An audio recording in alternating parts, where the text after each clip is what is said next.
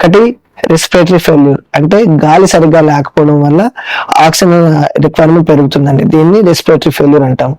Sepsis, pneumonia ఊపిరితిత్తులో ఉన్న infection రక్తంలో కూడా చేరిందంటే దాన్ని సెప్సిస్ అంటాము. థర్డ్, ఇదే న్యూమోనియా వల్ల నీరు చేరతారు, ప్లేయర్ ఎఫ్యూజన్ అంటాం, అంటే ఛాతీకి ఊపిరితిత్తుకి మధ్యలో నీరు చేరితే దాన్ని ప్లేయర్ ఎఫ్యూజన్ అంటాం, దాన్ని న్యూమోనియా వల్ల కూడా రావచ్చు.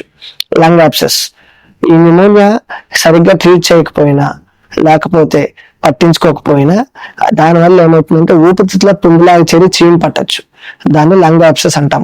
అలాగే ఈ న్యూమోనియా వ్యాధి తీవ్రమైనప్పుడు బ్లడ్ లో ఇన్ఫెక్షన్ చేరినప్పుడు దాని నుంచి వేరు వేరు అవయవాలు కూడా ఎఫెక్ట్ అవ్వచ్చు. కిడ్నీ ఎఫెక్ట్ అయితే దాన్ని అక్యూట్ కిడ్నీ ఇంజరీ అని, లివర్ కాలేయం ఎఫెక్ట్ అయితే హెపటైటిస్ అని, మెదడు ఎఫెక్ట్ అయితే అక్యూట్ సెప్టిక్ ఎన్కెఫలోపతి అని, కానీ కొన్నిసార్లు బ్రెయిన్ లో కూడా పుండ్లాగా ఫామ్ అవుతుంది, బ్రెయిన్ యాబ్సెస్. ఇవన్నీ ప్రాణాంతకంగా మారుతాయి.